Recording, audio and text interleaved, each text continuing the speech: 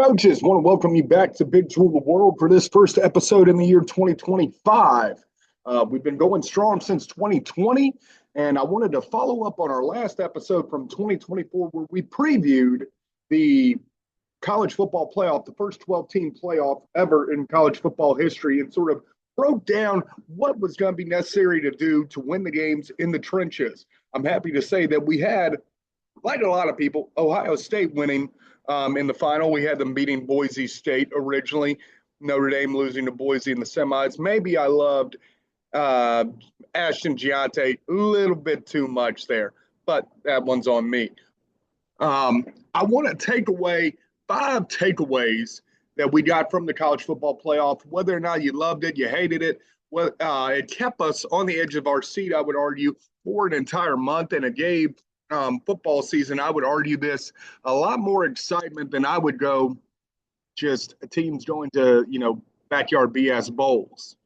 Um, I mean, you see the number 8 team in the country, Ohio State, winning the national championship against number 7 Notre Dame. I would argue Notre Dame gets into a 14 playoff. Ohio State doesn't, just based on like the seeding and everything else. But moving on, what were 5 takeaways that I had? So I pulled them up here. Okay. 5 takeaways that I had, recapping sort of the college football playoff and what happened. Number one, the Ohio State offensive line became, by the end of the year, elite at dominating, protecting Will Howard and protecting the line of scrimmage. As high school coaches, as youth coaches, was this teach us pass protection is key here. And I'm going to tell you, it's more key than you would think in the passing game.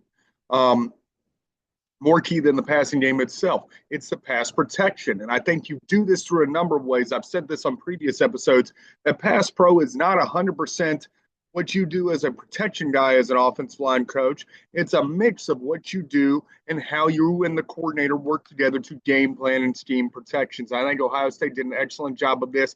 They gave up 4 sacks in the college football playoff, and they didn't give up any in the first 2 rounds to Tennessee or Oregon. And that followed up a streak where at the end of the year, despite the loss to Michigan, despite Michigan's outstanding defensive line, 0 sacks allowed. Indiana, 0 sacks allowed. Okay. Now, that's one really good defensive line, one college football playoff defensive line, 0 sacks allowed. Then the next 2 college football playoff teams, Tennessee and Oregon, 0 sacks allowed. Ohio State did this with a banged up offensive line for the most part towards the end of that year. So, kudos to them. That's number one. Number 2, elite run blocking for Ohio State for most of the playoffs. You could argue that Texas sort of is their outlier there, where they didn't run the ball as much as they could have, and they didn't necessarily do as well in the running game. I'm going to argue that your running game is going to be more important. Why does it matter? This is takeaway number 3 here. The running game is what matters in these big games. You probably know this, coaches. There's some wing T coaches, some double wing coaches, some old school power offensive coaches that are sitting there excited to hear me say this. I actually sat down, did the research on this, okay? Number 1, teams who forced more turnovers in the college football playoff. Of the 11 games played, won 4 games. 4 times, we had a tie on turnovers, so doesn't count. If you're going to count the 7 games that, they were not tied in the turnover margin, if you won the turnover margin, okay, if you won, didn't tie, you won at a 57% clip in the college football playoff. If you won or tied, so you just prevented losing the turnover margin, you won at a 73% clip. All right? Not bad. Turnovers are kind of what it is. This was the shocking one. Teams who passed for more yardage were 5 and 6 in the playoff. A lot of this has to do, I think, with the scores, with teams trying to mount comebacks, but 5 out of 11 games, that's all they won. 55% of the time, if you threw for less yardage, guess what? You're going to win the ball game.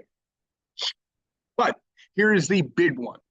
Of the 11 games, the team who ran the ball more, all right, some of the outliers, I'm trying to remember, one of the outliers was Arizona State in Texas, where Arizona State had Cam Skattebo running all over Texas. But 82% of the time, the team who ran the ball for more yardage won the game. All right. 82% of the time. So hats off there. You win the game by dominating the line of scrimmage. Go figure. All right. I think when it comes down, when you get the talent being more even, you got to dominate that line of scrimmage. So hats off there. I think, Ohio State showed us that. Notre Dame showed us that. Ohio State can do what they want to do. That leads me to point number 4, which is as an offensive player, as an offensive coordinator, as a head coach, as whatever you're doing on the offensive side of the ball, you need to script to fit your playmakers. Where did Ohio State get better? Ohio State got better by getting the ball in the hands of Emeka Egbuka, by getting the ball in the hands of Jeremiah Smith, number 4, of putting the ball in the hands of Will Howard and making him make plays to create victory. There. All right. I'd argue they have two of the best. Ohio State has the best roster in the country. Up, down, left, right, best roster in the country. Quinshon Judkins and Travion Henderson are both going to be two backs that are taken high in the NFL draft, high for running back standards. But man, they got the ball to their playmakers outside. Where do they mess around with and lose to Michigan? By trying to play what I would call big dick football and try to be tougher than the other team, trying to run into the teeth of Michigan's defense. What they decide to do? No, we're going to light this thing up. Kudos to Chip Kelly. Kudos to Ryan Day. Notre Dame, I would argue, won on the back of a good, hellacious running game. They figured out how to get the ball into Riley Leonard's hands and to make him be the playmaker they needed him to be. I wouldn't argue. I'm a Notre Dame fan. I'm not going to argue that Riley Leonard is a top-of-the-line quarterback. That's dumb. But I think the Notre Dame offense did a wonderful job scripting to his strengths. Okay, and Notre Dame, by the end of the playoff, is banged up. Jeremiah Love with a busted-up knee, multiple offensive linemen down. And that's going to lead me to my 5th point in a second. They did a wonderful job. That first drive of that college football playoff series, if you're an offensive line coach and that didn't get you a little bit excited, I don't know who you are. I texted a buddy and said that's an offensive line coach's wet dream, like right there. That was wonderful. But it leads me to my 5th point. As a Notre Dame fan, I can say this. I think Notre Dame is as back as they've ever been. The offensive line depth, even though they've had 4 guys hit the portal, is crazy. You have guys who started this year because people were injured who are now like, oh, I started on a national championship team, but I need to bounce because I'm not going to have that spot next year, which is crazy to think about. Depth is a big thing. The portal is going to kill depth. When I was a kid growing up, the 2 teams that I remember I remember 2 teams, and then I remember Alabama, the football program. You had Miami, early 2000s Miami, who was just crazy hearing about all their 5-star talent, 5 stars backing up 5 stars. USC, when Snoop Dogg's coming around, when they had Reggie Bush, Lendell White, Matt Leinart, all those guys, you're talking about their 5 stars backing up 5 stars there. And then Alabama, just, the ridiculous amount of 5-star talent that was in that program with Nick Saban. That time's dead. People are coming, people are going, and the portal, it's just the portal world, man. I mean, Jeremiah Smith, probably the best wide receiver in the country right now, and he's getting offered $4.5 million to leave. What are you going to do? But anyway, coaches, that's not normally what I talk about. Usually I talk about more scheme-wise, X's and O's stuff, but I wanted to talk about the college football playoff, 5 takeaways, because I predicted the college football playoff on here back in December, and other than one team pretty much hit on every game. So I'm going to take that as a personal victory there. I want to sort of segue into where we're going to target for the next little bit. We're going to look at both the wing tee and the double wing offense. One thing that I just finished, I'll pull it up here, and I'm excited to sort of dive into a little bit more with our history of the double wing coming up, is the toss. All right, Jerry Vlade's toss, which this book is seen. I don't have the original version. I have a buddy who has the original version, but this book is seen as being the double wing Bible. We're going to talk about the double wing signature play, the toss, and how it's broken down, how it's run, and why the double wing might work for some of you. It's not just a youth league offense. All right. That's a shot at double wing, guys. I've always said, I'd never run that communist football stuff, is what I called the double wing. Ha ha ha.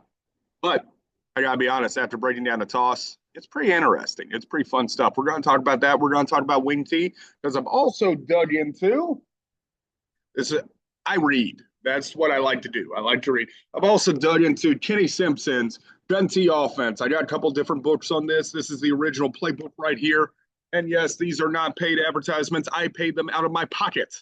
Oh, I paid them out of my pocket to go buy their books and to dive into them because I'm interested in them.